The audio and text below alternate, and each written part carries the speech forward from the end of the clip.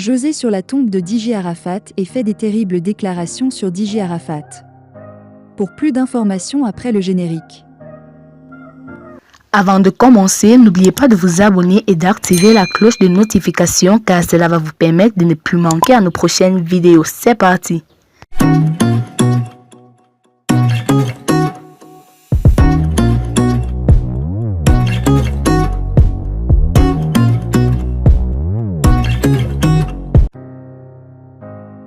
En effet, José s'est rendu sur la tombe de DJ Arafat ce jeudi 16 juin 2022 à 10h.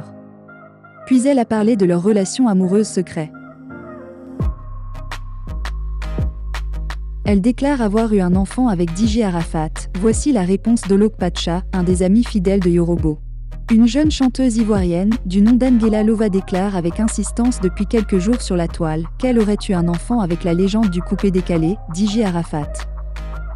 Sephora Vae alias Angela Lova confie « Moi, je voudrais, au nom de toute la Chine, vous exprimer mon sentiment de fierté d'avoir donné naissance à un beau garçon qui est le fruit de mes entrailles et le sang de feu DJ Arafat », a-t-elle révélé.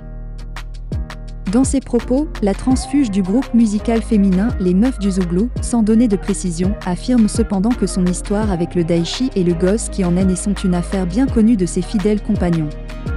Pour donner plus de crédit à ses propos, Angela cite notamment quelques noms de compagnons du Yorobo qui, selon elle, sont au courant de cette affaire. Merci à toutes ces personnes qui savent la vérité, Ali Le Code, Yvan Trésor, Oscar Le Motard, Ruffy, Vanessa Fashion et Olok Pacha l'Empereur, assure-t-elle.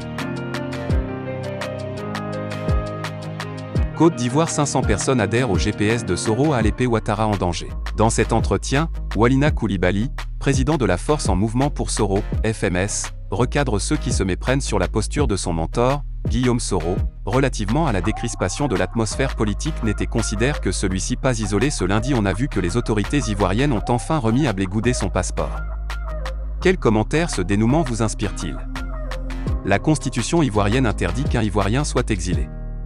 On ne peut donc qu'être heureux de ce dénouement qui participera à décrisper la situation sociopolitique. Mais ce geste ne doit pas être le dernier, il faut encore plus d'efforts. Que entendez-vous par « il faut encore plus d'efforts » ? Il faut aller plus loin dans les actes politiques, pour qu'on arrive à avoir une Côte d'Ivoire réconciliée, avec toutes ses filles et tous ses fils. Avoir le pouvoir ne signifie pas qu'il faut écraser les opposants. Si le président du COGEP réussit à rentrer au pays, il ne resterait principalement en exil que votre leader. Ne serait-il pas ainsi plus isolé que jamais? Le président de GPS, SEM Guillaume Soro, l'a maintes fois répété, qu'il ne marchandera pas ses convictions, encore moins sa dignité. Nous restons dans cette logique. Si cela signifie isolement pour certains, nous ne pouvons qu'en prendre acte, car chacun est libre de ses opinions et ses croyances. Seulement que pour nous, il n'en est rien. Comment réagissez-vous au plaidoyer du PPACI pour le retour de Guillaume Soro? Nous ne sommes pas surpris par une telle élégance de la part de l'ancien chef de l'État et de son parti. On peut tout reprocher au président Gbagbo, mais on est obligé de reconnaître qu'il est un vrai démocrate. Les Ivoiriens devraient le féliciter pour cela. Tous les acteurs politiques devraient aller dans ce sens pour permettre de civiliser la scène politique ivoirienne. Combien d'adhérents compte votre mouvement et combien de CLC avez-vous installé pour GPS? À défaut donc de moyens, nous sommes obligés de limiter les actions sur le terrain. C'est pourquoi, en plus des activités de maillage du territoire, la Force en Mouvement pour Soro continue l'installation des comités locaux citoyens, CLC. À ce jour, nous comptons exactement 511 CLC installés et nous ne comptons pas baisser les bras. Le travail continue.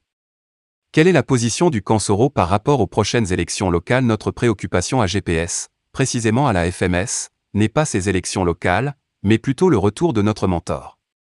Cependant, avec les pratiques antidémocratiques de ce régime, espérant un changement, nous attendons comme d'habitude les orientations de notre leader pour qui nous luttons avant toute initiative qui pourrait s'avérer contre-productive.